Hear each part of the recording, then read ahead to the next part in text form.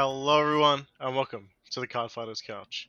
I'm your host for this episode, Lupeville George, here with my two co-hosts. Same as episode 1, it is Lupeville Akimo and Lupeville Fortune. How are you both doing? I'm doing good. I'm doing pretty good. Bit tired, but been a bit busy the past few weeks. But Yeah, similar here. Bit tired, a bit busy. That's how it is. yeah. We're all busy. We all attended BSF Sydney, so that was a couple of weeks ago now, which we'll get into later in the episode. But let's do it. We're going to start the episode. We'll introduce our topics for today. So today we're going to talk about BSF Sydney, which we all went to. It was held the start of July 2022, as well as we're going to talk about the new ban list that has come out, comparing it to the Japanese, and just talking about our thoughts of what we think of it and how it's going to affect the meta.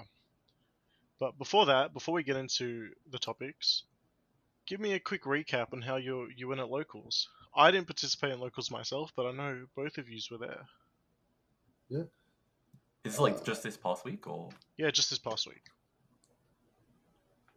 Akimo, do you want to go first? Well, I think last time I entered locals was 2 weeks ago. I entered with Angel for the premium to see how that would go, because I can't enter standard or V. But I didn't go too well. I didn't trigger stacking didn't work out for me for that game. But you check some, you don't check some, right? Sometimes it's not meant to be. Yeah. Unless it's against me. If you haven't seen, I don't know who put out the tweet. Was it Kairos? No, it's a long time at on time. Yeah. Yeah, put it on screen now, shortly. Yeah. I got at BSF Sydney. I kind of got over triggered and 5 crit. This was all in a row. It was 6 drive checks, and as you might have guessed, I didn't know, and I died. Yeah. Died a very painful death. Oh, I should be fine. I should be fine. Never mind. It's just 6 checks. How bad can it be? Just 6. Yeah. I haven't done that since. Yeah, you used all your lockup in that moment. Yeah. It was peak. And, what about you, Fortune? How'd you go? So I've been sweating a lot before, like try-harding a lot before Sydney. So I've just been taking a break, using some fun decks. Except for Prison, which I just felt like using for D, because why not? But I used... What I use? Refereed Highlander? I'm having my fun going through like every single Bermuda Triangle boss except for Reindeer and just chucking in a Highlander engine. Yeah. You all know what happens when you use Reindeer. Yeah, it's not meant to be. Unless you're Narukami Etten. Narukami Jeff. Narukami Jeff, yeah. He's just he's got the worst reindeer luck I've ever seen. He just does not enjoy it. Every time he plays reindeer, he's just like, nah.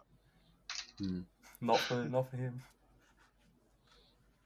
Yeah, so it's fun to like, I guess, go back to like just these meme decks that I'm like thinking out. Like I'm at home like, oh, I wonder if this would work, and I take it to a locals because I don't have to really practice like a tournament coming up because I'm not entering Bro or anything like that.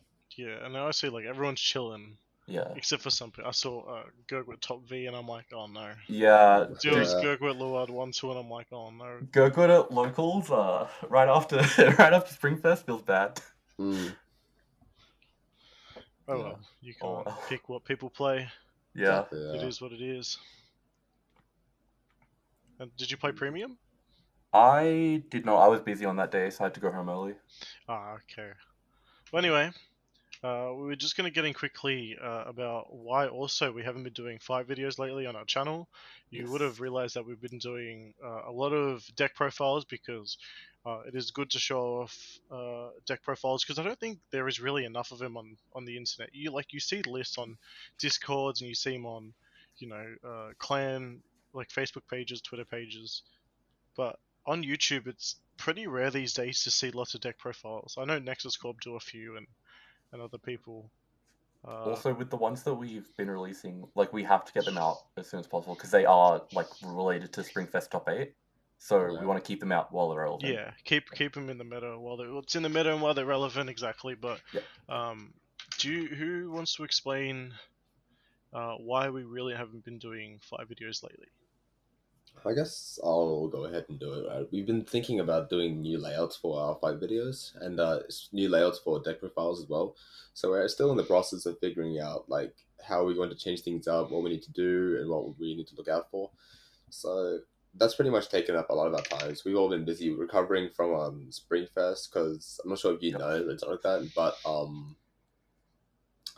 of us got COVID from Springfest, and that caused a whole like a few like scares and stuff like that. Actually, just checking real quick. Did any of us here right now get it? No, I didn't no, get was it. fine. Okay, No, so all three of us are fine. dodged, but some other loopers. I'm not sure how I dodged and how Fortune dodged, really. Yeah. Considering that I was sleeping in the same bed as the guy that got it, so it's You're lucky. I was You're very lucky. Yeah, like it must have been like on the plane back or something. Like it's Yeah, maybe it was on a trip back for him, but like yeah. So there was that, and it's mostly just layouts and stuff like that. Yep. Time and layouts, and also with Outplayed as well.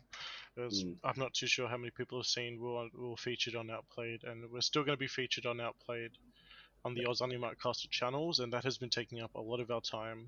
Yeah. Yeah, specifically, I want to say the like. Oh, sorry, you go. Yeah, I was just saying how you've been taking a lot of time to edit and organize it. Yeah. And going through Springfest as well, it didn't help. Yeah. Trying to produce videos since you're our main editor. Yeah, like that's the thing I was going to bring up. Like I do the editing for Loopville, and now I'm doing it for Outplayed as well. So like, if you see like a week or two of videos that are different in terms of editing, you know that like we're probably working on an Outplayed or something. Yeah, as well as sometimes like in the near future, we're also thinking of having like sort of each week specifying different kinds of videos as well. So it'd be something to look out for, I guess, as well. Yeah, because we're still trying to figure out like the best way to produce as many videos as we can, but also making it to the standard that we want to at the moment. Yeah. Because I think, well, our videos in the past, they're I wouldn't say they're ghetto, but they're definitely not done in a way where it's like professional. Yeah. And we kind of want to go to that professional style layout, but also still have fun with it and produce the best quality fight videos, which everyone would want to see. I think if you look back like from the very start and just like every few months just look at a fight video, like you just see the improvement. It's 100%. Very nice. Yeah. 100%. Getting better around the camera. Yeah. Like it's not even better players. Like, it's not solely about editing, it's like us being in front of the camera and like people like the actual equipment as well, which is another thing. We have a new stand to use, but we're missing more equipment for it to actually be used. So it's a little more waiting, but yeah, like you can. I don't know if you guys remember that photo of like when we used all the board games and stuff to like make the stand. If I find the photo, I'll put it up on the screen on the YouTube pod. Yeah. If you're listening on YouTube, shout out to you. If you're listening on Spotify, check it out YouTube. That'd be great. Yeah. But I think that's pretty much it. We're just trying to produce the best content. We're trying to. We all have jobs and we all have other lives outside of Vanguard, but we still like this is our passion project, and we still love doing all the stuff for the channels and producing videos. More for ourselves, and it makes us happy, and it like grows us as a bunch of friends, and it's something else to do. So yeah. Yeah, I feel like definitely what you said. Like it makes us closer friends more than like anything else. Yeah, it makes the community grow too. That's one of the big things for me. Community growth is one of my big focuses. But I think that's all. Let's move to I would say our first real topic of the day is Bushy Road Springfest in Sydney in 2022. Very exciting. A lot of the loopers plus people from Melbourne, Australia, which is where we are from, attended. We had a massive group, and it was just like it was the best time.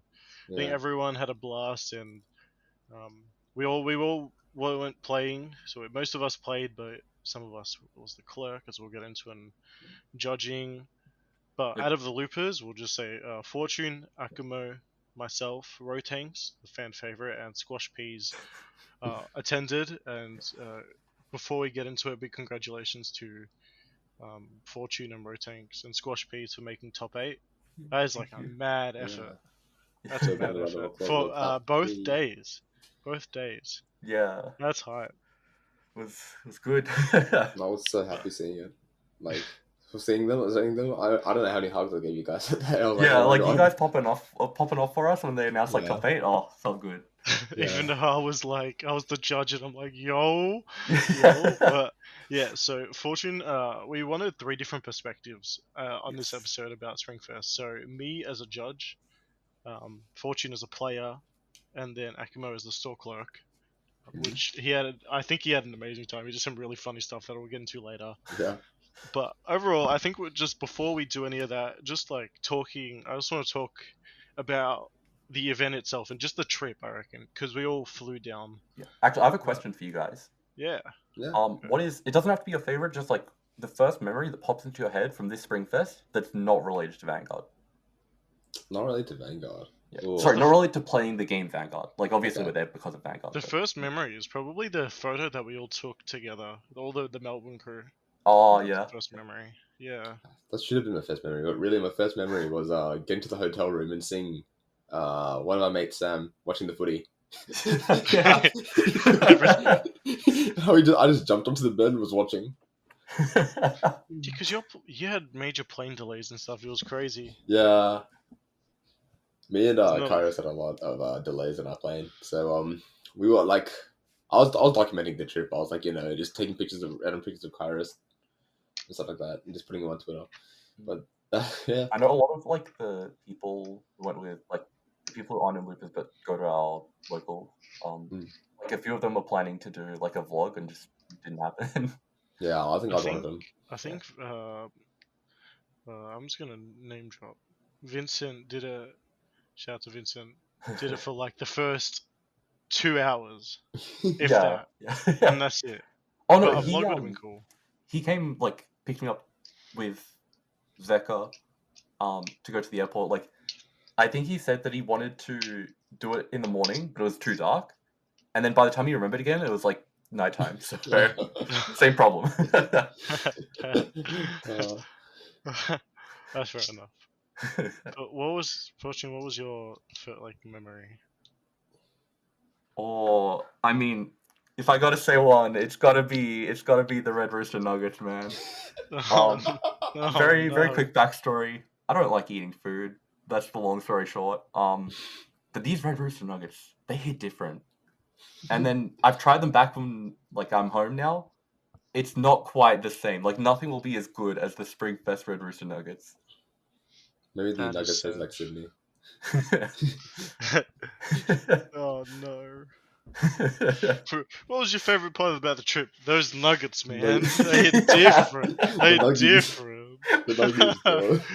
Look, worth every single penny. Like it was a deal as well. It was like the 10 for $5 or something. Was it? Yeah, like it was good. It was a steal. Yeah. Like, I think going back to my high school days, 10 for $5 was the normal price. Oh my gosh, inflation. Oh, also, if I'm gonna say like a non-food related one, chilling with the boys while we're waiting for the plane to go back home, I think that was really fun. Like we were all relaxed now because all the tournaments are over, just talking, having a good time. That's what it's all about. Yeah, it sounds good. I went up. I left to Sydney before, and then I left. I stayed a few more days as well, so I didn't have that opportunity, but that would have been sick. I mean, at least you got to spend time with us when like we were getting dinner and stuff. Yeah, which was cool. But I think now, back to Fortune. Do you want to just talk about your results and your overview playing Vanguard? Tell us how you did, even though we just talked about it before. Yeah. So, actually, first off, I wanted to say, so even though we had like Rotank's, Peas, and I were the 3 loopers that were playing in the events, Peas and I were the only 2 that played both days, and we were on the same team both days. So Rotank's joined us for day 1, which was standard. And he horrified me with threatening to play Eugene for. Oh, it was torture. It was torture. It was so funny. Oh man, like it was changing his deck every minute. Yeah, Yeah, he made a deck log. I think it's like DDDM or DDMW. And it's just the Eugene deck that he made, like in the hotel, just threatening, like, oh, this is what I'm gonna submit, because he was the one who submitted the teams, so like he had that power for the entire time. But then I look over in round 1, and I see Bruce, and I'm so happy because that's the deck I told him to play. Wait, so you didn't know until round 1? Yeah. Like in the very bottom of my heart, I was like, he wouldn't do that to me. But there was like that 1% chance that like he might play Eugene. You never know with him. That's Yeah. the I think, like, problem. I think if he had a random teammate, I think Dylan would 100% do that. Oh yeah, No 100%. tanks, yeah. Oh, Yeah. yeah, I think he is anyway. Yeah, so. Good thing he did play Bruce, Yeah. because every Eugene I saw flopped. Like, it just didn't work out throughout the weekend. Yeah, exactly. So I don't know how like much detail you guys want me to go into. Like I have the notes written down of the rounds, like what I played every round and all that. Let's give a quick recap if you want to go in. I wouldn't say every round, but just talk about it. Okay, so basically my experience with D specifically was Swiss was really, really clean. We went X1. The round we lost, we kind of got sacked, and then we just like won everything else. So it was pretty solid. I know Rotanks and I both went X1 in Swiss. And then yeah, there's not really much to say. I mean, it's D. I do want to say I was playing Gravidia. You can check out the deck profile as well, the top 8 deck profile. And now that Springfest is over, I can comfortably say I have not lost a Gravidia mirror match in tournament. That's a good stat considering how many times you've played it. Yeah, like this is not including like just Springfest. It's like every tournament. Holy crap! And then yeah, top 8 happened. We fought against. I don't remember what the team we fought against, like what they ended up placing, but I mean obviously top 4 because we lost. But yeah, it was kind of rough. My 2 losses of the day were both to Magnolia, so you know I'm pretty happy that deck got hit. I was just about to ask, like coming into the tournament, say before first round, what was the deck that you were most scared of facing in D? Okay, so I think Gravidia, its worst matchup is 50-50, just because of how the deck works. But I know for a fact that like Bruce played right, and like by played right I mean like how Seiso plays it, how Rotanks played it. I haven't seen everyone play it the same way, but that played right is like the only matchup I didn't want to go into. But not only did I not face a single Bruce, I mean no, that's all I want to say. Yeah, I just didn't face a single Bruce. I mean I didn't see any playing the way I think is right either, but So I'm guessing you're pretty comfortable against the Magnolia matchup because your ability to shoot rearguards, unless NPix is on the field, gives everything resist. But yeah, so I'm a Brantgate guy. I started with Prison in Set 4. Like when Set 4 came out, Prison was the first deck I went to. And then I was like, damn, Magnolia is really tough, so I'm gonna try like Gravidia again. And then the matchup for Gravidia against Mag is better than Prison versus Mag, but at the same time, it's still not the best matchup. Like it's probably one of the ones that are like 50-50 at the time when we had Inlet. it was still it was like probably the best deck like at the Yeah, time. undoubtedly. 8 out of 8 teams in top 8 had Magnolia. Yeah, I was just gonna bring it up. Like every team in top 8 had a Magnolia. Yeah. Which was kind of expected. A few sleeper, like there was lots of Bar Magnus I saw. Yes. Which I kind of didn't really expect, but expected at the same time. Just the way Australia plays, I think. I love that playstyle. Every time I fought a Bar Magnus, I was like, damn, George would be proud. Yeah, you're right. But before we get into your top 8, yes. Akimo, if you had played in Springfest, what would you have played? Oh, so I guess if we're talking about standard, I probably would have either played Seraph or Bruce. Yeah, Bruce. I do have I have experience playing Bruce a while back, stuff like that. So I know how the deck works and stuff like that. So I could have played that. And Seraph is just I'm very comfortable with Seraph. Like I can just sit there and just play it. It's fine. But I will say that the Magnolia matchup would actually does scare me a lot. Gravidia is not as much scary with Seraph as it is, but Magnolia again is still a big issue. Yeah, Which I is mean, why like it got hit. that man was just Magnolia Central. Like, I'm glad it got hit, just because like now we can have hopefully a better meta. I wonder what the percentage of teams that had a Magnolia was. It's got to be insanely high. Yeah, I've Yeah. got to be in the 85% range. Yeah.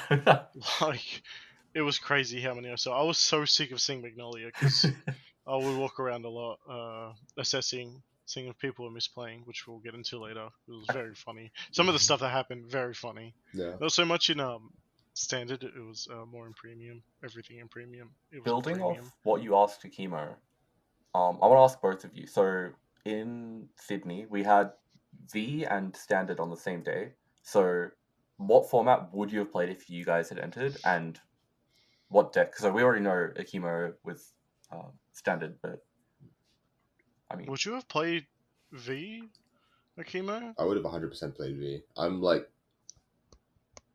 Neko Cards V Premium Champion, baby. But He's a champ. I would have 100% played V, I think.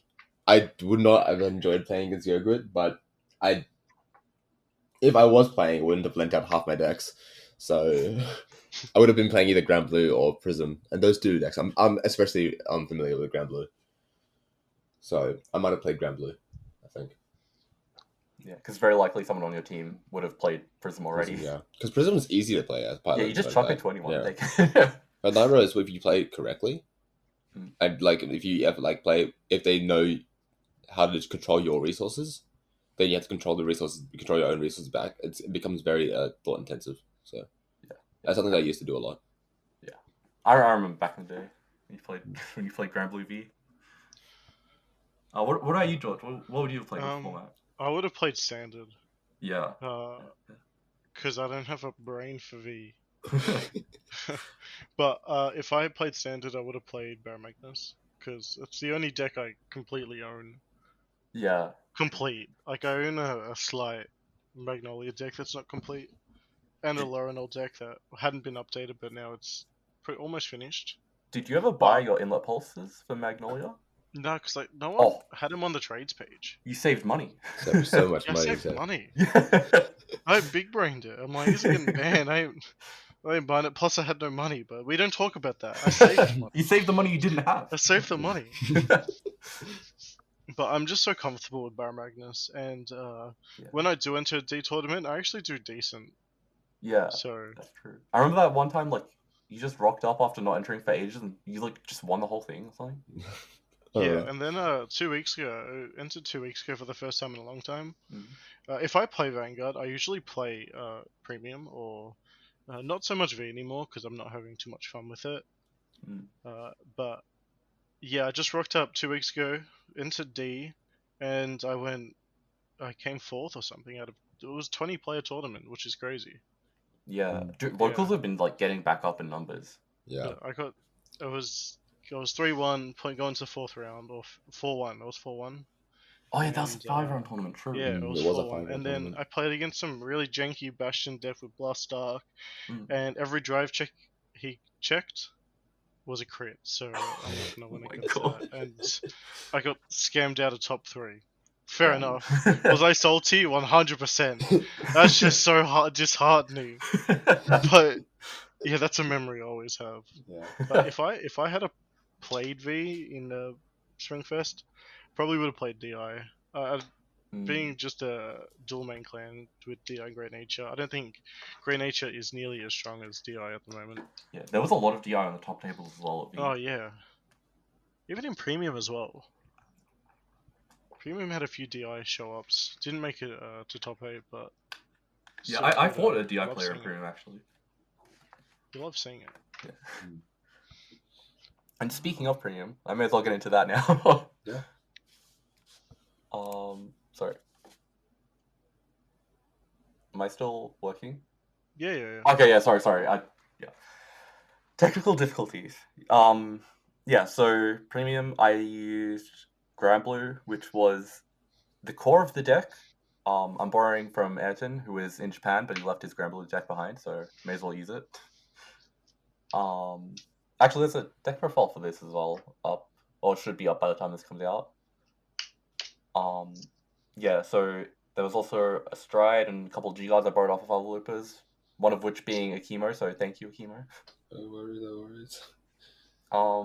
Yeah, so premium, technically I went X11 because I won everything except for one, and then I timed out on one. But the one I timed out, like, I know the guy, and we just played it out, like, to finish it for our sake, and I won that anyway, so, you know, X1 in my heart.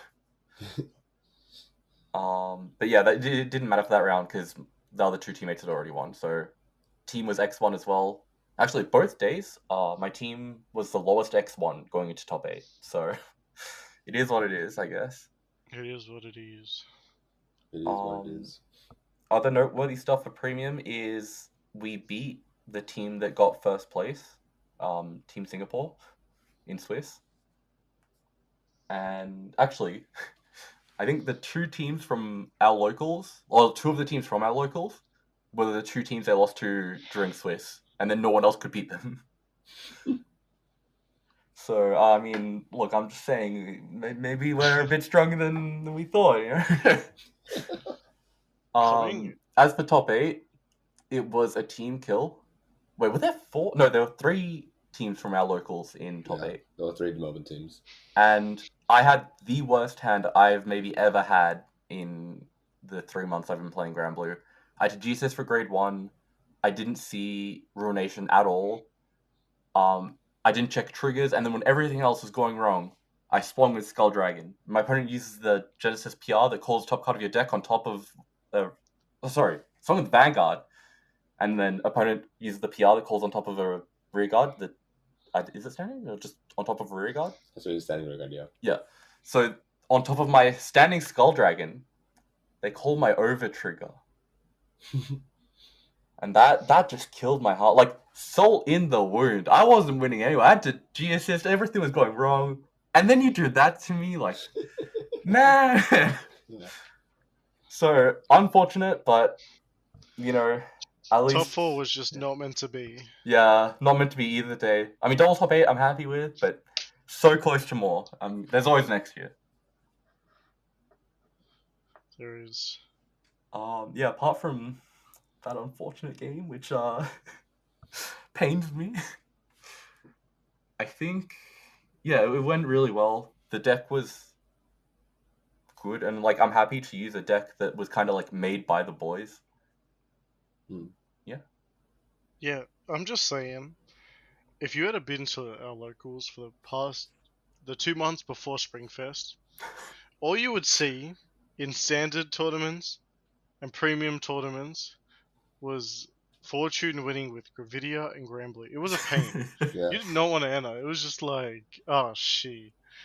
But at least now it's over. I think there was, like, on the last couch, actually, Petra's, like, mentioned, like, there's been a player on a bit of a streak. That's me, baby! No. Like, now Springfest's over, I haven't played Gravidia once. And I haven't played Grand Blue or Gravidia once now that Springfest is over.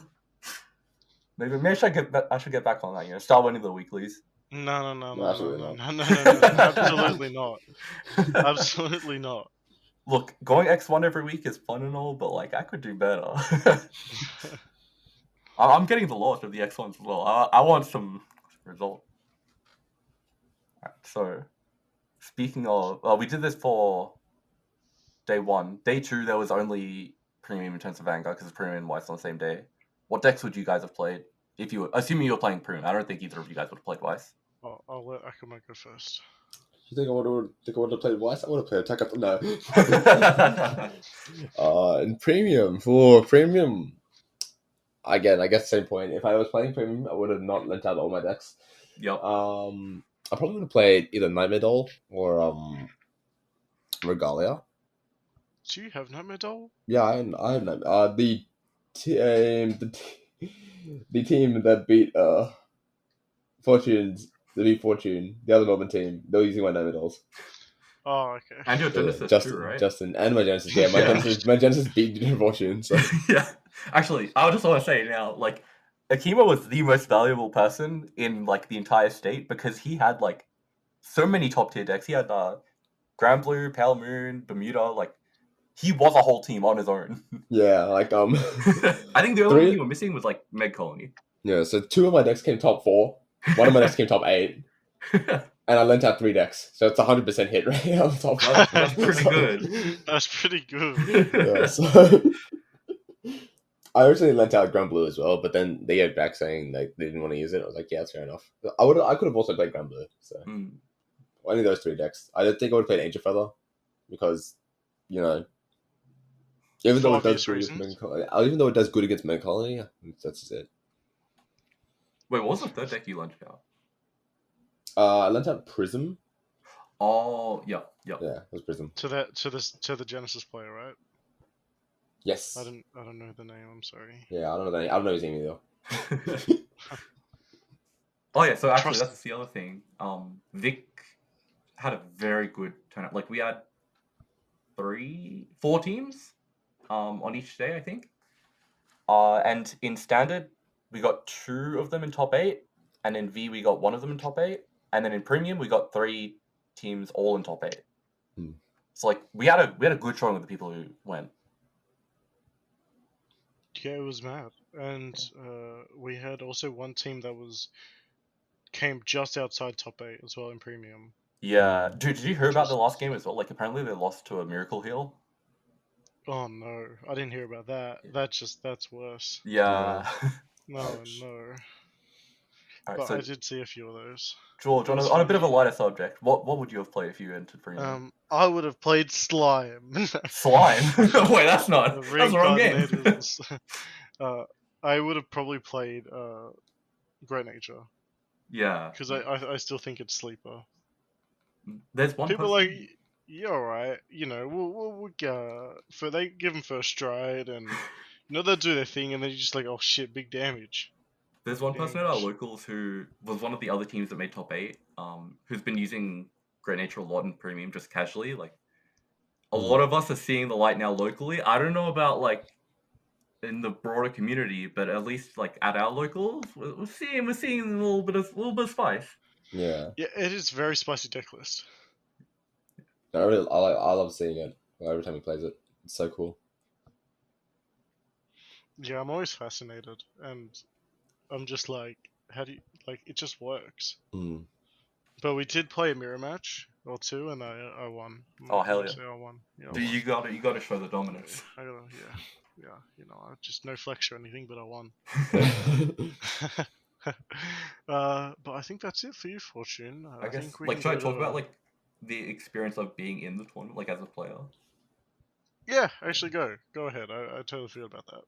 Like, I just have like gratitude towards everyone who helped the tournament like run. It went super smoothly. Obviously, there's a few things like that's more on. I think it's more on Bushiroad's side where like we have to have like the paper with the matchups for each round that you have to like go to. That's whatever. Like the people who were there made the tournament so good. In fact, a little story for you guys. I don't remember which round it was in premium, but after the round, I got up and I somehow cut my thumb on the table.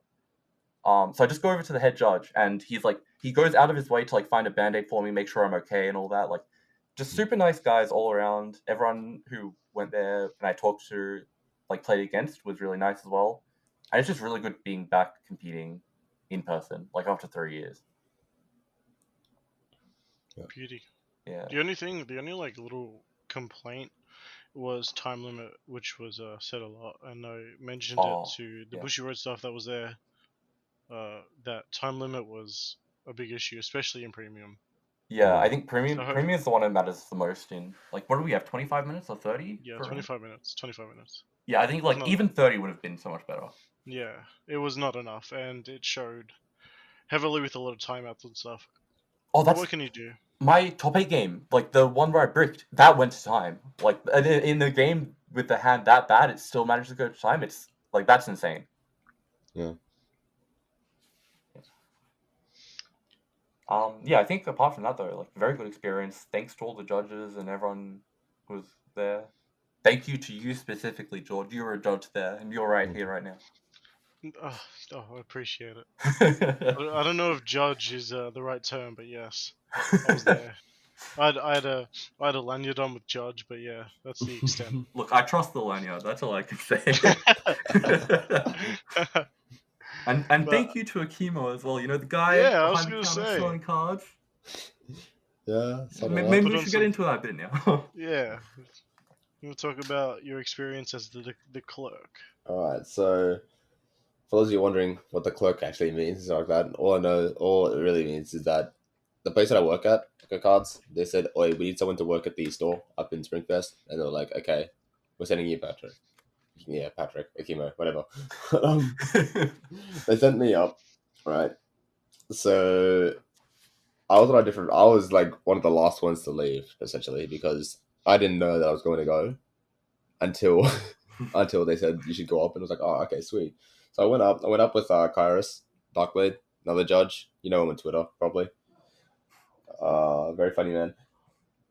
But yeah, so first day, I didn't know how much product we'd have and stuff like that. So we had these two binders that were full of single cards and stuff like that. That I opened up with the help of some other people at Neko Cards, and I priced them up all myself, and I took them to Sydney myself and stuff like that to sell on the day, and which did pretty well. Um, but I didn't think there was actually going to be more stuff to sell, so like I didn't know that there was going to be like boxes and then sleeves, even though I probably should have realized it anyway. But yeah, just selling those and stuff like that. Meeting a bunch of people as well made the whole entire like experience of me like selling things just that much better. Because a lot of times, like when I'm working, stuff like that, I see the same people, and it was like that's cool. I love seeing my mates and stuff like that. But I also want to see like new people come and the people just randomly just striking conversations with me and stuff like that. So that was really fun. Say, like, are we not good enough for you? Yeah, that's lovely. Well, she buys me my lunch every single Saturday, so I can't actually do it myself. But yeah, I had a lot of fun, especially with the Kuji. A lot of people were very, very interested in the Kuji. Do you want to explain what Kuji is for those who don't know? For those who don't know, a Kuji is basically like you spend a certain amount of money and you get a raffle ticket, and the raffle ticket will have a number, and you get the you get a prize based on the number that you roll or get, stuff like that. So if you roll, for example, 1869 on the second day, that was a very funny one. But I know the exact person who got that too. Funnily enough, yeah, if they got to see their card, they got a random double rare from my binder, and a Hamiel that said follow Akimo. Man's goes to sell cards and ends up promoting his Twitter. Yeah. Not even Luke Phil. In the Kuji as well was like pretty expensive cards. Like you had what are SP? What are they called now? Like SSR? Like the Overlord and stuff. Oh, the 10th SSRs. SP? The 10th SPs, yeah. 10th SPs, and you had, you know, the one of the notable ones was the SP Eugene. Yeah. We had the two SSR PBOs and the two LSR. I think those two LSR was it Lyrical Monasterio cards? I think one was there was a Kyrie. It wasn't Kyrie. Was it Kyrie and a heel trigger? No, it was 40 Or front trigger? It was 40 out and something else. 40 in the front trigger. Oh, okay. Yeah. Oh, the friends girl. Yeah. That was really fun. It brought a lot of attention, I must say. Yeah, made me happy that I sold that because of that. I think that was the main thing that helped sell every single. Like I sold out of the store. The singles didn't sell out from the binder, but in terms of product, like boxes and stuff, I sold out. And I tried my best to empty out those singles. Yeah, so I was just amazed and stuff like that. Maybe because I started doing deals and stuff like that. Those token rubber boxes. Token rubber boxes. Yeah, very funny experience. Yeah. Do you want to explain? I plugged their Twitter, but I don't remember what their Twitter name is. Anyway, I got to meet a lot of people that I hadn't seen for so long, like Derek Dow. I hadn't seen him in so long. I think the last time I saw him was 2019. Yeah, it's been like 3 years for everyone. Yeah, it's been like 3 years and stuff like that. I got to meet Kai for the first time, even though, like, he sat next to me in tournament once, 3 years ago. I don't think he'll remember it, but yeah, but it was really fun getting to meet him finally. I got to meet Simon again, and Simon, Kelvin. Those two, especially Kelvin. He's a really good mate of mine. I worked with him for Bushy Road at a convention a couple of years back. Oh, was that These when you people did are from WCC, you just said. Yeah. All his members are from WCC, by the way. So yeah, that was way back then when I was promoting Cardfighters Zero. Kelvin was in the stand next to me promoting Bang Dream. Oh, okay, that makes sense. Who else? Simon, Toby. Toby I hadn't seen for a long time. He used to be in Melbourne. And I think you're right. Yeah, and there's a lot of other people too. Getting to meet Matt again because I remember meeting Matt a long time ago as well. That's head judge, yeah. The head judge, yeah. And there's so many other people too that I just took a bunch of pictures with, and I got to meet some of the Bushroad reps, Rui Young and Fiona. Those two are fantastic. They just like made my. I think they were like two of them that helped make my day, honestly, because I was always like behind the counter, right? Everyone was playing, everyone was having fun, and normally like being behind the counter is kind of boring, stuff like that, especially when everyone's playing because you're not making any sales either, you're not conversing much. But Fiona was there pretty much next to me the entire day, just like having fun, drawing, like talking stuff like that. And Rui Young always came around to talk with me about stuff, discuss things and stuff like that. And I was very happy to meeting them both. So thanks so much, I guess, for them. Yeah, they were around a lot. They were really good to chat to. Yeah. Because I was up at the counter a lot as well. Yeah. So yeah, they were awesome to chat to, and like, yeah, they were there for like kind of business-ish, but they were open to like criticism as well. Because I knew that, like, for example, time. I specified to them that, like, yeah, premium needs more time. They really listened, and even just like general conversations. And Fiona had this thing also where she would do rock paper scissors, and if you beat her, she gave you a pack of instant ramen. It was like hilarious. On the is that where the close came from? Yeah, on the I think it was either the Saturday night or the Sunday night. She told me to open up my bag. I was like, okay, sure. Why? And then she just dumped the rest of it in there. I was like, wait, what am I supposed to do with all this? Yeah, I want not to flex, but I won twice. It was 100% win, right? Whoa, what a guy! That's true. Yeah, actually, then again, Fiona's win rate was very low, so. Oh, yeah. I don't know if I should be flexing. And yeah, but as well, one other thing I want to say a big thank you to was everyone that signed my mat. I got so many people signed my reindeer mat, and I was very happy with that. And yeah, I was very happy, like getting like a lot of people just coming up and saying, "Oh, I don't know," like everyone that I knew was signing my mat. Like if I had recognized someone from a long time ago, I'd be like, "Hey, I recognize you. Sign my mat," and he'd be like, "Oh, sweet," and stuff like that. So that was really cool. Signing other people's mats as well was fun too. Oh yeah, I agree.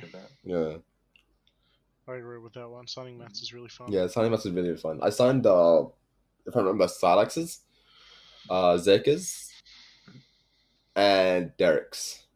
I think those are the three that I signed. Yeah. So it was pretty. I don't remember who I signed. Yeah. And the Hamios and stuff, I signed those too. Actually, there's two things I want to bring up real quick. Yeah. The first is, I'm sure you guys remember this, like, in between rounds especially, like, because Akimo was just behind the counter, we kind of, like, all sort of grouped there. Like, it was, like, the little hangout between rounds. Like, everyone just knows to go there, chat about the round or whatever. Like, it was very nice. Yeah, it was like the Melbourne corner. Yeah, because it wasn't just me. Because most of the people that were in, like, the sort of their area, like, it was not just me, it was also Kiddo. And then we had, like, Buddy Fight Champion as well, there as well. So it was mostly the Melbourne guys just there. Yeah, it was mad chill. Yeah, it was really fun. Actually, I enjoyed it a lot. Speaking of Kiddo, that brings me to the second thing I want to bring up, which is why you specifically went, because like you said that you work at Mecha Cards and all that. Like, I think it's worth mentioning that another guy who works at Mecha Cards is the like Busher representative for Australia. Yeah, he's the guy I directly work under. Yeah, and maybe in the future something might change. Might be future working alongside. You never know. You never know. Oh. You never know. But it's the person I work under, and yeah. Whenever I get told to do something on Deco cards, it's usually by his orders. Yeah.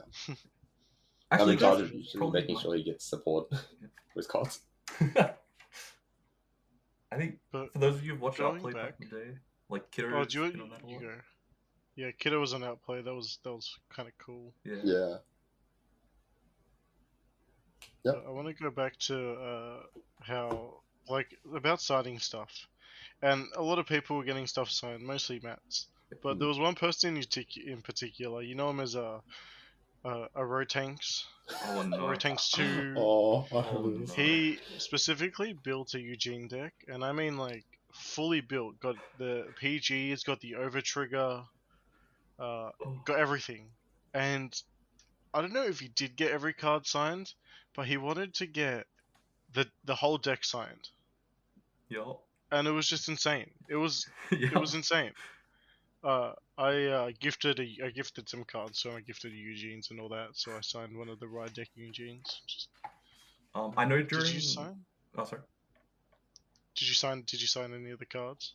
Yeah, I signed the starter, bro. You can see my name every game. Oh damn. Yeah. Yeah. Yeah. I signed his Dustin and made it literally unplayable. I With love signing cards over the text. yeah. It wasn't even my signature. It was actually one little image that popped up a lot. Is it It's a circle? Yeah, it's a circle. So I'll sing it now. I'm not really singing it. It's more like circle, circle, one big circle, circle, circle, one big circle, semicircle, one big circle, WWE. And if you draw that in rapid succession, it just makes a pig. Yeah, it's just if you look it up on YouTube, you'll just find a bunch of like TikTok compilations of it. Yeah. Yeah, so talking about the signing of the decks and stuff, I know for a fact on day one, Rotanks, like his opponent every round, he'd try to get them to sign a card.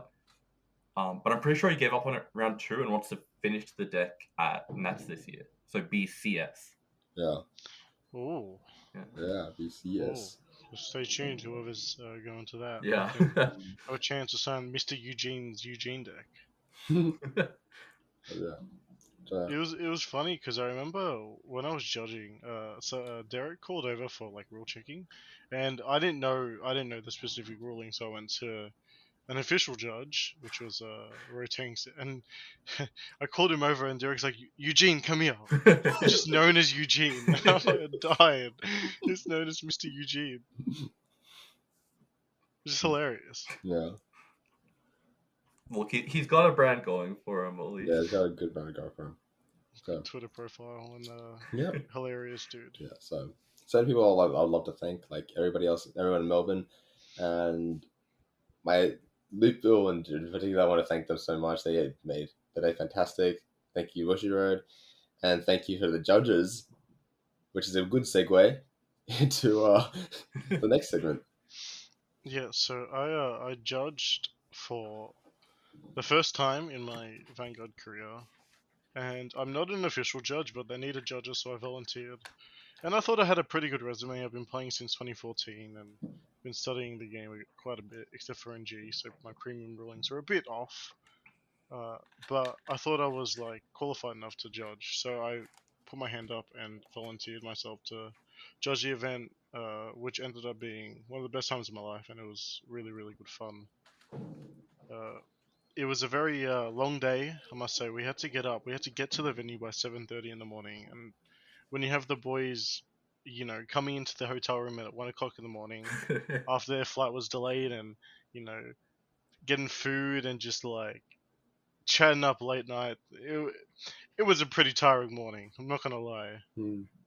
But yeah, it was the whole experience from start to finish. I'm just gonna say was really, really nice, and I felt really welcomed, and I had some funny moments which we'll get into. Yeah. So I think I'll bring one up now. The first kind of ruling that I spotted this one, and kind of semi got called over to it, was about I saw someone stride into Zoa And I'm like, oh yeah, that's cool, great nature player, yeah. Because it was funny, it was doing Zoro right now. And then I looked at his G zone, and I'm like, why do you have no face up G zone? So I went over, I'm like, do you have any face up in G zone? He's like, no, I just showed him to Zoro. I'm like, bruh, bro. bruh. Wait, was this That's the one where like they originally called because they wanted to check a ruling about Zoa, and then like yeah, they wanted to check the ruling about Monoculus Tiger. And then I like kind of noticed, I'm like, wait a minute, this is 100% illegal, which it was, and a irreversible game state, so which meant a DQ. And I feel so, the look on the guy's face is just like, I was like, oh shit, and just look so disappointed because like I feel like he's let his team down. It was round 1 as well. Oh. Yeah.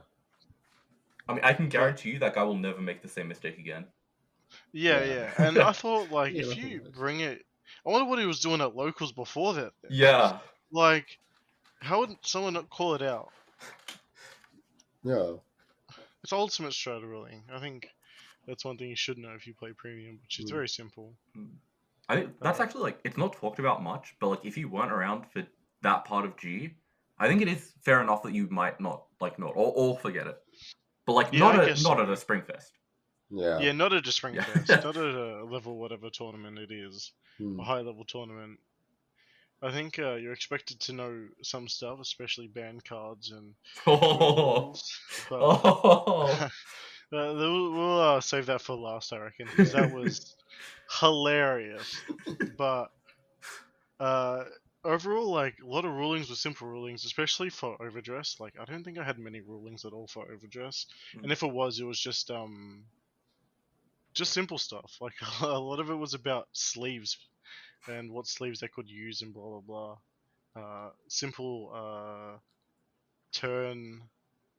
The way like people were doing skill orders and checks and stuff. A lot of people forgetting to remove over trigger and completing over trigger's full thing before going to the next drive check or damage check. A lot of people were forgetting. They'll just like leave it on the board. I'm like, no, sir. No, it's But like it's just not leaving it casual. in the trigger zone, or Yeah, just leaving it in the trigger zone. oh, Yeah, and which is it's meant to be removed from play. Yeah. Something I tend to do a lot with over triggers is when I check them, I just throw them somewhere. yeah. I feel like I shouldn't do that if they're $40 each, but you know. I feel like a lot of people just like treat it as a shuriken, and just shuriken to the left or right of their board, including me. It's like bam, dirt is gone. Actually, I want to check something with you because I know the only time I called judge the entire weekend was like not a ruling about the game, but more about like etiquette, kind of. Like I reveal the card that I searched for and then add it to my hand, and then during the opponent's turn, they were like, "Wait, can I look at that card that you revealed again?" Like I just didn't know what you were meant to do there. Like, did you get a lot of stuff like that? I didn't get that question. No, I wouldn't say I got a lot of that, if at all. Fair. From what I can remember. So it's just like strictly about like the cards effects and stuff like that. Yeah. Yeah. The most common question I got asked was probably about time. Oh yeah.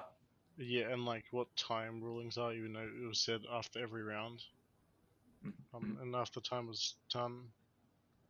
But a few other things is that with premium, which most of my judging came in premium because a lot of people were calling because it's a more complicated format and more complicated rulings, I should say.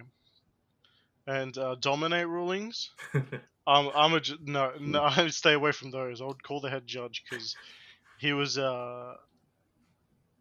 trained in dominant. That's all I'm gonna say.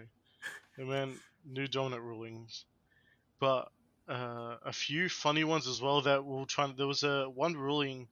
The head judges were the head judge and the tournament organizer were trying to figure out. I think it took like 15 minutes, and it was going into the lunch break where it was the stride that dominates the Vanguard and attacks with the Vanguard. Oh, Mercure. Yeah, I think it was that one. And he checked the overtrigger. Mhm. He checked the overtrigger, which stood the Vanguard because he was playing a Dragon Empire, but he had no rear guards to hit. So like, what happens? Because it's a mandatory attack. And they try to look through the rulings, which is like a page long, just to like figure it out. And even I was just like, I ain't getting involved with this. This is for them. They can deal with it. But for the people that are wondering, what they decided at the end was because it has no attack targets, it does not attack.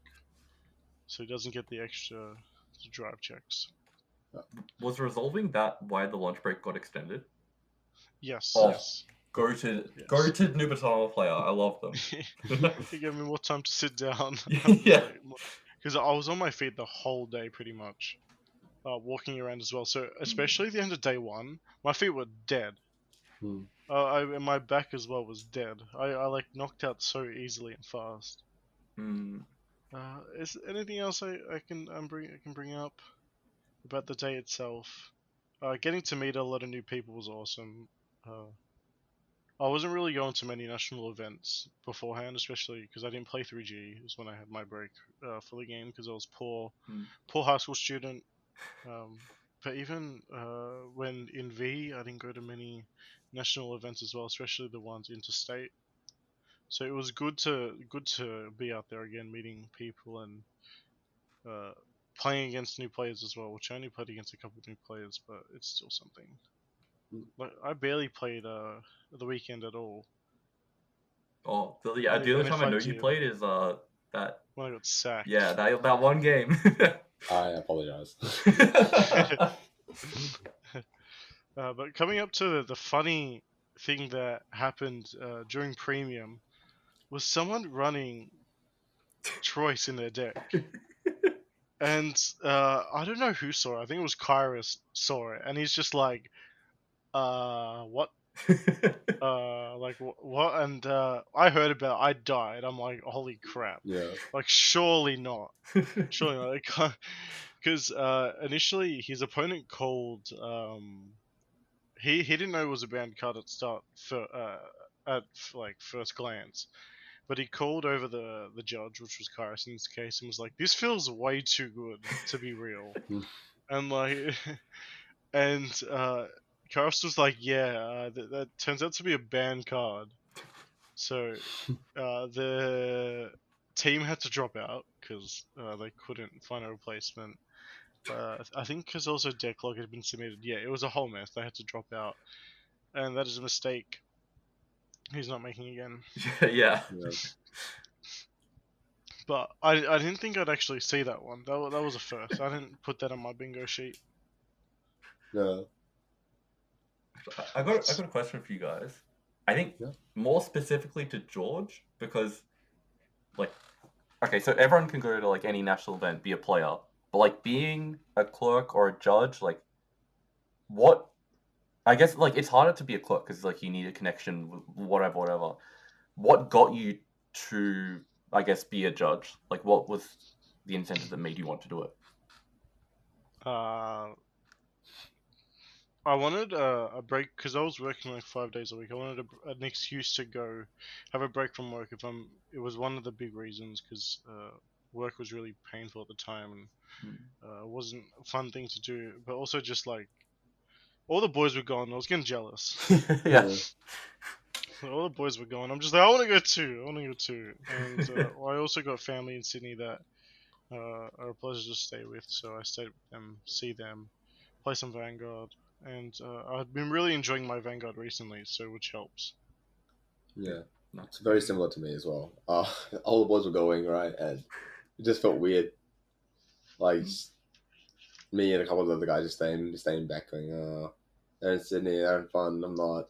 Something like that. I didn't go because that was my first time going to Sydney as well. So I wanted to experience that. Technically, I wasn't actually supposed to go there as a clerk. I was supposed to go there as a judge as well. But then you needed someone to work there, and I was like, oh, okay, yeah, I'll just do it then. Yeah, I remember you like very, very late. Like we Yeah. I think I only got a room because you came late enough where I was like, I need a third person for this room, and you just came in clutch. Yeah. Me and Akimo, we both probably booked our tickets the latest out of everyone. Mm. Because I was changing my mind left, right, and center about whether I was going to attend or not. I remember changing it like 5 or 6 times. But like, yeah, I'm going to go. No, I'm not going to go. Yeah, I'm going to go. Yeah, I'm not going to go. But I had quit my job because I just started a new full-time job. So I'd quit my job by then and had a couple weeks spare. And I'm like, I can actually go. So I went. And don't regret it. It was a great time. Oh, and one more thing, the actually as a judge, George. How were your deck checks? Oh yeah, I forgot about that. That's the most forgettable part. Because deck checks, I'm not gonna lie, that was garbo. I didn't like them. It was just so tedious, like having to sort the deck and put it in order, and then checking out the deck log and then checking the sleeves. Mm. It was a very long process, especially when you had to do it for teams, like teams of 3. So there was 3 times 8, which was 24 deck checks between the judges, which was usually 3 or 4 of us checking. So we had to do a few each, and it was pain. Yeah, a Saturday too. Yeah, it was Like pain. you don't have to do 2 Vanguard formats, right? But yeah, Yeah, that's that was oh boy. Premium wasn't so bad, except for organizing G Zone is a pain because it's all a lot of one-offs, like G guards or one-offs and stuff. Yeah, And even in the G Zone, it's just flip fodders are just one-offs. yeah, Yeah. But I must say, I held some very expensive bling, especially for standard. yeah. What was the Like, most no expensive card? kid. I don't know expensive card, but for example, I held a fully max rarity Magnolia deck. Or it didn't have the DSI Magnolia, but it had the SPs. When I asked the guy that it was just the bling was just like incredible. He's like, yeah, I have the DSRs, but I prefer not to run them because everything else is SP. And I'm like, what? Oh my Like, god! what? What a Chad! What? Yeah, that's just a flex and a half. I, but it was really like it was just so aesthetically pleasing. It was like crazy. It was insane. Yeah. Really nice dude, by the way. We had some bad chats. And he was just very nice. I think he was from WA, if I remember correctly. Mm. I also held a max rarity Barrow deck, which was cool because I'm a Barrow player. And I should have got my SP Barrow Magnus as well. I could. Honestly, I was such a base rarity player back then, but now I'm like, I like the bling. I see it now. The It's like pretty what cool. you missed out on in your own hand. Yeah. Mm. But seeing the bling was cool. The actual deck checks itself was not cool. It was not fun, I must say. So I think that's it. Any last recaps on Springfest before we move on to our next topic? Well, Yeah, I just want to say again, like it was just a really good time yeah. going to an in-person tournament again, seeing everyone again.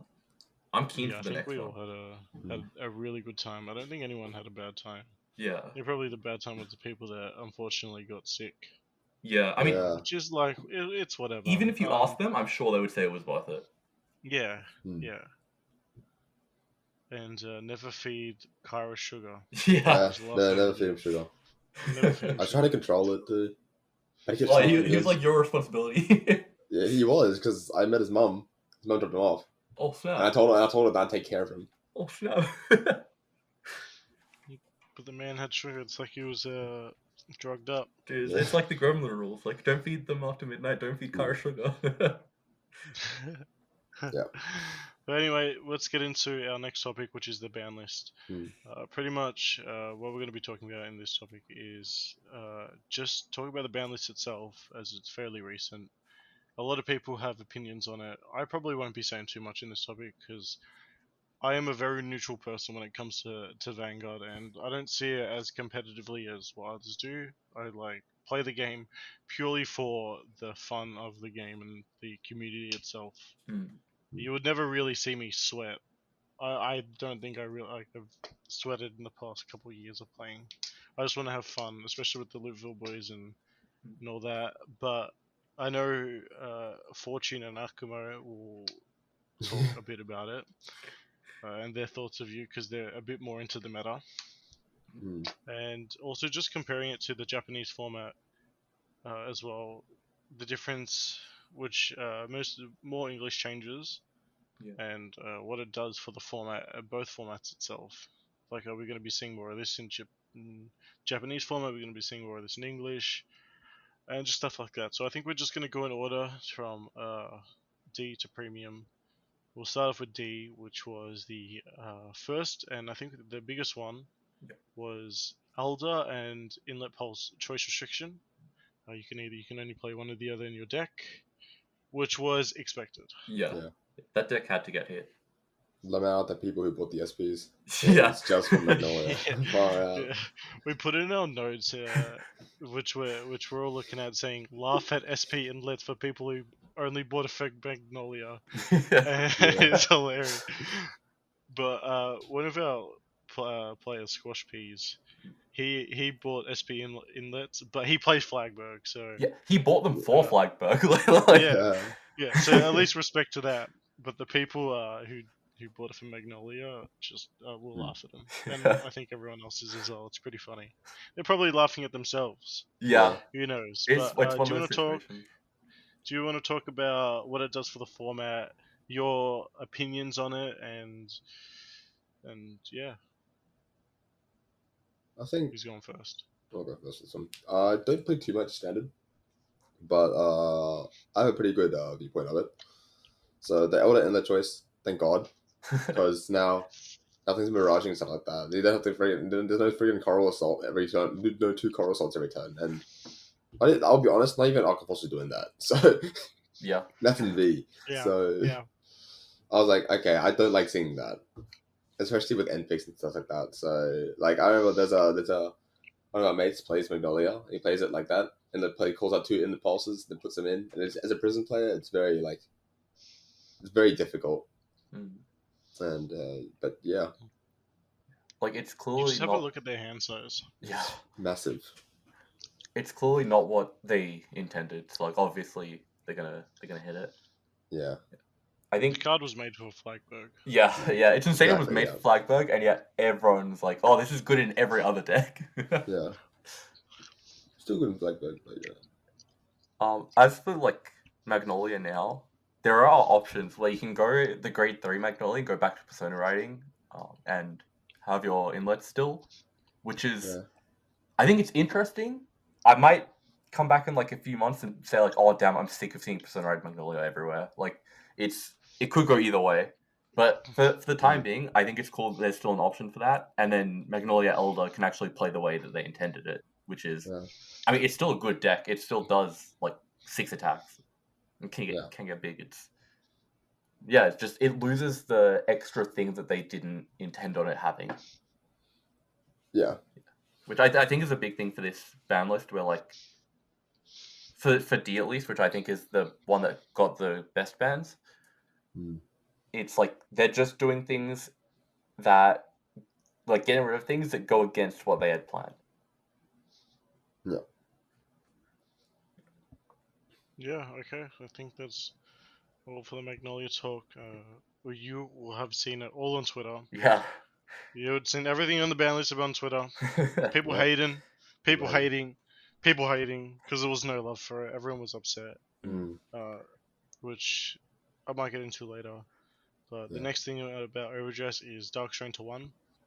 This very, very, like, you could see it happening. Yeah. Dark Strain's just being able to provide boost every turn and being extra body on board for Bastion, it's incredibly strong. Especially because, like, Bastion has the order card, Pride to Protect, that does the exact same thing. You discard it though, and you place it in the order zone, and for the rest of the game, all the great things are boost. But it's a ditch 2 essentially for that. And you don't get a free body for it. And Dark Strain was like, people were still using Dark Strain because it's better. Free. Yeah, you just call it, use it, then bam, so everything's got a boost. I think it's worth noting, like, I think that when Set 4 came out and Bastion wasn't as popular, people were like messing around and stuff. But when it finally did come back and you're seeing it everywhere, especially in Japan, I know it was very popular. it was actually at the time it was like a bit contentious. Like you can play the Order or Darkstrain, and I think now they've just kind of like made the choice for you. Which by doing that, it hurts, but I think it also stops the unintended thing, which you see less now, but especially in the early days of D, was just grade 3 engines in any Keta deck, and that just makes it better. Like losing the Darkstrain, like oh yeah, I'll just chuck in a Darkstrain, like drop that and like an Alden or something. Yeah. Like that's no, we just want that for Bastion now. Is basically what they're saying. Yeah. Yeah. So what options do you reckon now that they have?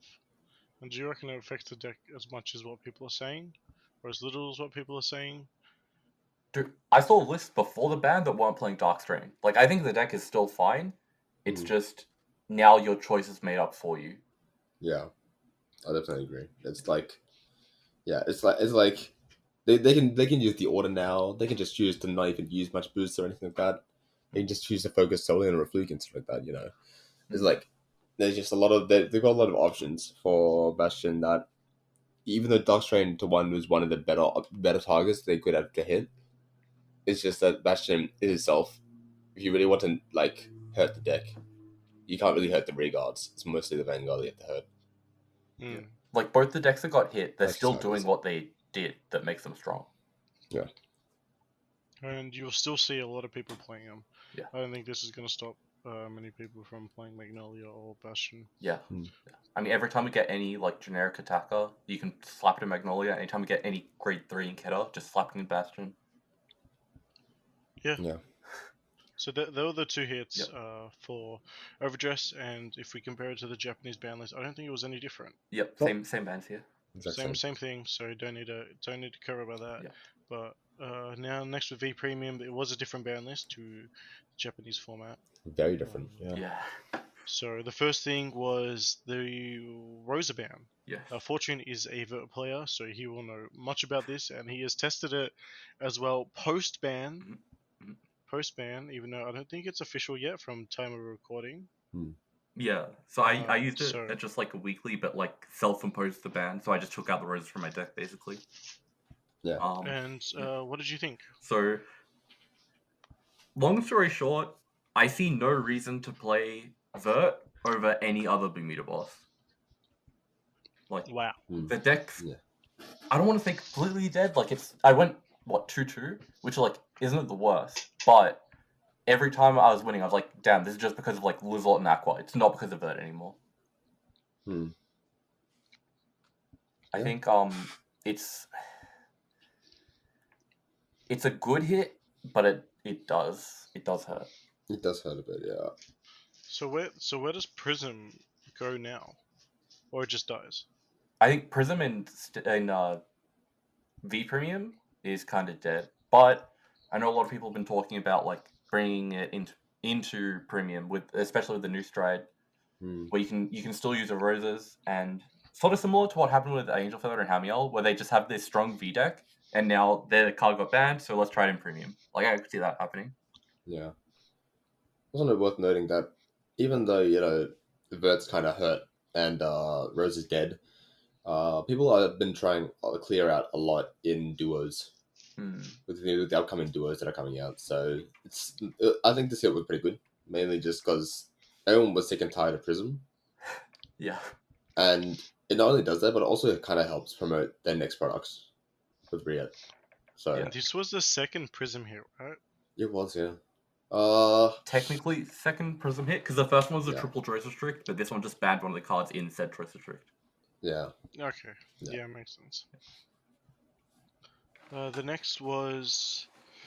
Oh, was that it for the V Premium ban list? For English, yes, but Japanese had a different one. Yeah. So Japanese got Kokushigarasu band, which is what we call, at least at locals, the Crow for Nugutama. The one that they bounce and then ditch 5. It's a very popular card in Japan, not so much in the West. Maybe we'll start seeing it, because like if it's free for us, we may as well give it a shot. Yeah, especially with Fugen coming out soon. Yes. Too. I think more than like us using the Crow, because like I don't know, personally, as a player from the West, I've got a West person mindset where I don't see it being as useful, but I want to see the Japanese players start using Vert now because they still have it at full power. It's never been hit in Japanese. Yeah. Yeah. It is disgusting. Yeah. It is disgusting. Deck's very strong. And like what Akimo mentioned as well with the prison support coming soon. I think is already out in Japanese. Maybe by the time this comes out. The duo stuff. Yeah, but Yeah, like they're already out. that works with Prism. Well, some of it does. So they have an even stronger deck than what we have here. Yeah. Urals are pretty Now strong. getting into, I want to talk about future hits and not what they should have hit, type of thing. Because I know there is going to be a clan that's going to be floating around a lot. There's a big elephant in It's the going to room. be super big elephant, and everyone was like, "Why?" When the card got announced, the new Gold Paladin card, everyone was just looking at it like, "Holy crap!" Gold Paladin is so free now. Do you reckon? And the answer is probably yes. They should have hit Gold Paladin fully and made Percival. Yeah. Yeah, it's that one. Yeah, Percival to 2-0. You predicted my answer. It is indeed yes. I will say yes. I think I will say yes, and I'm very 100% certain that they're going to be addressing it in the future. But I'm also like playing a bit of devil's advocate here and stuff like that. But I also kind of want to see it with Holy Shine, to see how it goes first. Just see it like at its peak. Just see it at its peak. Just basically, see it at its peak for a bit, and then get banning it, because there's going to be another ban list before BCS season. Like, and I'm not playing BRO, right? So, and I can't play VPRIM because I work on Saturdays. So it's like I'm not going to see it very much. It sucks for you. It's like really fortunate because you're going to see it often. But I love Gurgwit. But yeah. So I want to see what it does. I don't, but I know that I'm not going to like it. That's just how it is. Yeah, I feel like the first time I see it, I'm just gonna be like, oh. Yeah, that's it. It's just like so unfun. Yeah. Like it's a very Bushiroad thing to do though. Like they've done this with a lot of decks. Like in V, they did it with Blood, when the main was legal for a bit in Japanese. In Premium, we had like Gastil and Nuadara for like a year. Yeah. Like they like to have their decks at their peak and then hit them. Yes. Yeah. Preemptive hits, I feel like, for me, in my opinion, they don't really solve too much. Yeah, they left Gastil for way too long. Yeah. But I do agree with that, yeah. And I just don't want the same thing to happen now with Ripples. Yeah, Ripples is making waves. Yeah, which we'll get into later. Yeah. But I want to know from everyone, if you're watching on YouTube, you can comment this down below. If you're on Spotify or anywhere else, go to YouTube and comment down below. I don't know what else to say. Is there comments on Spotify? I don't know. I don't think there is. But what is your unfun deck to play against? Like when you go to locals and you see this deck, what are you like? I really just don't want to play the game. For me, I said it before, it's Gold Paladin. Yeah. I am a Gold Paladin hater. I'm an Ezel hater. Sorry to the Ezel lovers, but I'm an Ezel hater. I just like do not like the playstyle. And it just makes me just want to cry. Yeah. What about you two? For me, it's Norakami. Yup, I'm right there with you. Yeah, Norakami for me, it's like, I think I've mentioned this, I think, in a previous podcast and stuff like that. I dislike Norakami with passion. It's like, I think we all do. Yeah. I think all three of us have a disliking to Norakami. Yeah, I think the biggest reason is because I just don't like the bind mechanic. Like, I wouldn't mind the bind mechanic if there was ways to sort of like interact with it, but there really isn't. And the only deck that does that is Prism, and that's kind of I don't like interrupting G-Gods too. Yeah. Like bind is okay if it's like a self-contained thing. Yeah. Like when decks bind their own stuff, that's fine. That's cool, yeah. But like when you start binding opponent stuff, it gets messy, to say the least. Yeah. Because it's not like you're just binding from field. You're binding from hand. You're binding from drop. Yeah, it's everywhere. You're just removing cards from Yeah, the different game for no and it's not reason. like Kagura. You can be like, it's kind of the same as Kagura, and like retire units, and other decks retiring, but no, you don't retire from your hand, and don't retire from your drop, and I mean, Yeah. every deck deals with like there's gonna have stuff in the drop zone, whether you care about it or not. That's up to your deck. But no deck should usually plan for like there's gonna be stuff in my bind zone. Yeah. Especially because Kagura is like, you can most decks can interact with the drop zone. It's like, really good. But yeah, I but think. yeah, let's go to premium. Yeah. Yeah. Yeah. Before I get a bit too salty. Yeah. Yeah, let's start. Speaking of Let's salt. stop there. Now it's even more. Yeah. Now we're Salt, getting okay. more salty. So the first thing we want to talk about is the Harry Stride and Alice Choice Restrict, which was clearly the wrong thing to do. Nah, it's the right thing if you're playing Link Joker. Not even, dude. They still lose the matchup. I know. So I'm gonna ask Akimo. He's the Power Moon player. What does this hit do? If you're a Link Joker player, you're very happy because you locked their board, and what the hell are they gonna do now? Yeah, but how many Link Joker players we have? We'll say our locals. Me. I think there's three. Active Link Joker players. It's like -5. Yeah. yeah.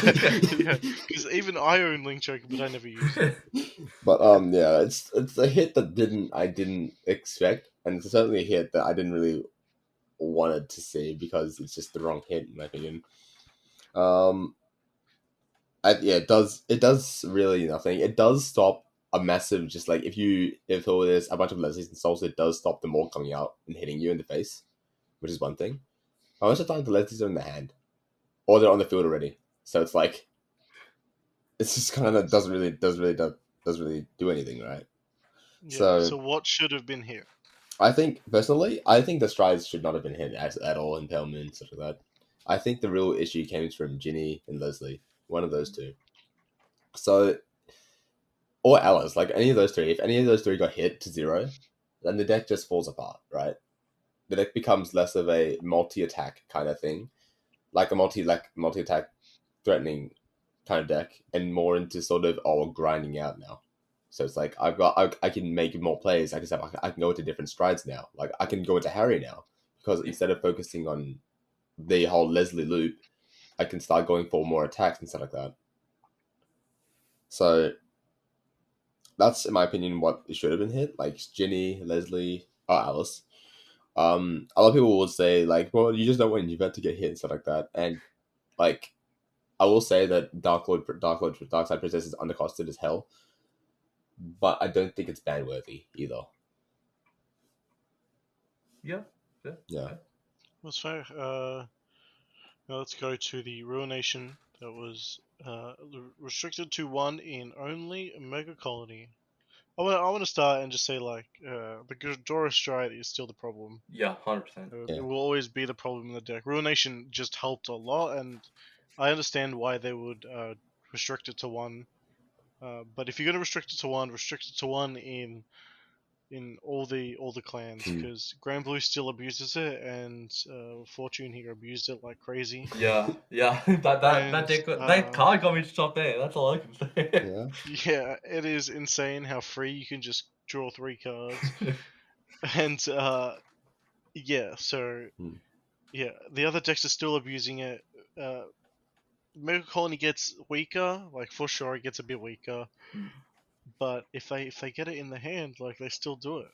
Yeah. And they're still in the same position as they were on their first grade 3 turn anyway.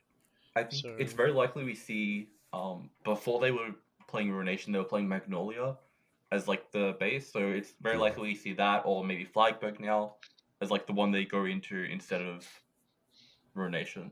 Just like the same sort of idea. I've heard really big things about Flagberg with Pet Colony as well. Yeah. Yeah. Or you get Inlet Pulse. That card's choice restricted with Elder. Wow. But Persona Ride, speaking of Persona Ride and Mega Colony, it's still a factor in Mega Colony. It's just without Ruination, it's just a bit weaker because Mega Colony numbers aren't as big as what other clans could do. It's just very annoying to deal with. So Persona Ride in that thing really helped, as well as keeping yourself alive. And talking about Persona as well, like I think it's a very big thing that specifically Protect decks can afford to sacrifice. their V grade 3s. Because, like, you not only get the plus 1k base power, so you're 13 instead of 12, but you also get Persona Ride and a lot of the cards, like, especially Mekoli, I know they have that one card that just makes Protect marker. Yeah. Like, they're not sacrificing their gift just for Persona Ride. They're getting, like, so much off of it.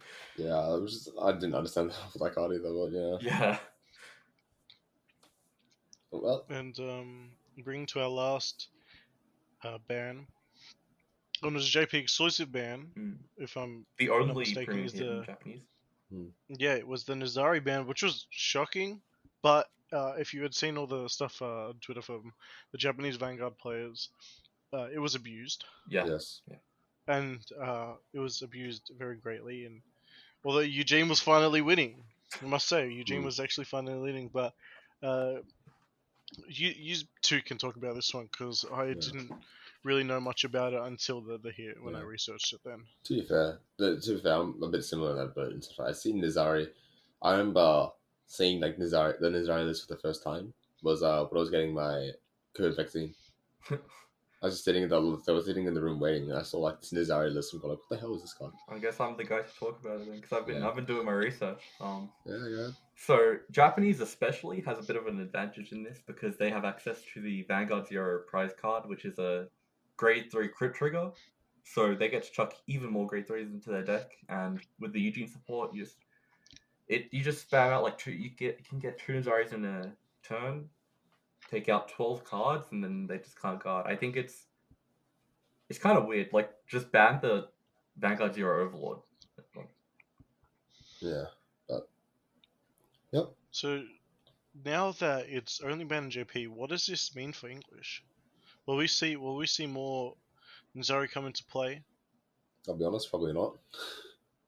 Yeah, it's not as popular here because of the lack of that grade 3. Yeah. But it's not completely unseen. Like, it does have a few results. Yeah. I will say before the premium segment ends and stuff like that, because pretty much all we were going to talk about for the premium stuff. I will say before people start dooming and stuff like that, this premium ban list is really, really bad. I don't want to play premium stuff like that. Just give the new premium collection stuff a try, I think. Because a lot of the times, like, I was pretty angry at this ban list when I first saw it too. But then, like, I slept on it for a bit. I was going like, okay, well, I understand that these hits aren't what we were waiting for. These hits aren't what everybody's waiting for, right? But we've got premium collection coming out. We've got client collection coming out soon. And VCS season's going to start up in, like, sometime in September or October. So they've still got plenty of time to make changes. They want to see how premium collection changes everything. And I'll be honest, even though, like stuff like that, Midol's not getting hit, stuff like Narukami, Ripples, they're gonna come in the meta game and they're gonna shake everything up. Ripples is very scary. Yeah, especially Ripples. Yeah, it just doesn't. And even DP right now as well. It's getting. Oh yeah. I've seen a lot of people say like similar things to what you said, where it's like, I can see why they didn't hit as much because they want to see how premium collection affects this and that. Yeah. Like, it makes sense, but I just hope the ban list is better for the BCS season. We just have to hope for that. Yeah.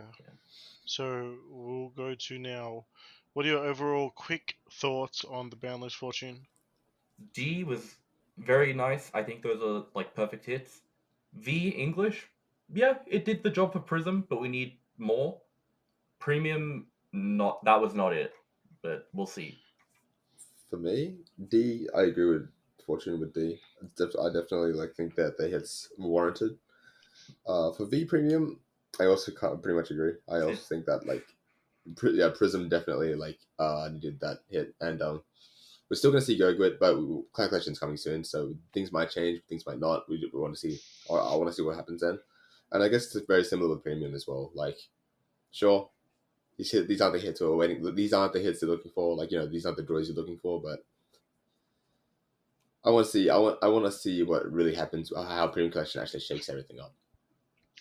And as for me, I'm just thankful that we have a ban list, if I'm being honest. No sarcasm. I remember your tweet on the night, you're like, oh, such a good ban or something like that. Like, you're the only positive person I saw. Yeah, so being a veteran Vanguard player, and I know Fortune is more of a veteran than me. Back in the day, we never got ban lists. Yeah. It was very rare unless something was like extremely broken Yeah. and extremely like used and just busted. It was extremely busted. Like Sparkle. We would not get a ban list. We would go ages without a ban list. So getting 4 ban lists a year, which I think are 3 or 4 ban lists a year, is like a very good sign still, and people should just be appreciative that they're looking into it, looking into the scene, because like back then I don't think they even cared, to be honest. Like, do you remember a ban that happened between like BTO 5 that time and when Conrad got banned as a starter? Did anything happen between that? No, I don't think so. Yeah, that's And like that's even a then, lot of time. after Conrad got banned Yeah. to after Legion, was anything banned during that time? Did we get the extreme fight rule then, or was that in G? That might have been G actually. Yeah, we had a Yeah. We got very the, Like, we you got see- the you extreme see what fight I rule mean? during at the start of G. yeah. Yeah. Yeah. my Well, God. not even actually at the start of G. I think it was actually during G. Yeah. I think it was. I think it's maybe 2 sets into G, and then they were like, "Hang on, this is not right." Yeah. Something about people spamming Olivia's, but Yeah, everyone baby raging has kind of got me like, just be kind of a little bit appreciative and yeah, make the staff feel like they're doing a good job, because everyone's just like, there was barely anything positive about, or like especially on Twitter and social media about this ban list, and everyone was just pretty much crying, which I guess everyone's entitled to their own opinion, but yeah, but you know, At least it's better at than the it end was. of the day, give it time, yeah, right? it's better than it was. And I guess we can't complain. A banlist, They're a banlist stepping- with some hits is still better than nothing. Still a step in the right direction. Yes. And this episode has gone on for a very long time now, Yeah. so I reckon we get into our last segue. We're going to segue into our last thing, which is our comment question from the day, which is from at Bombas at I don't know, it's Bombasaur, one of our Jam, the local Muffin friends. Man. What was his- Yeah, Jam the Muffin Man. Who was your favorite Pokemon, and why is it Lechonk?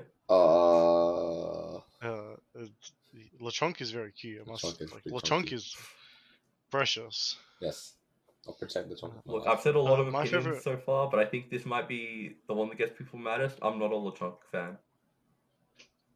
It's I'm bad. not for me. Yeah, I'm I'm mad. seething. Yeah. But I'll just start off. My favorite Pokemon is Turtwig. Oh, Yeah. nice. Tattoo? So Yeah. yeah, Turtwig. What about you, Akimo? I think like my favorite Pokemon is either Gardevoir or Hatterene. I think Hatterene now though. Hatterene the middle evolution because it's funny. I'm a Hatterene kind of guy.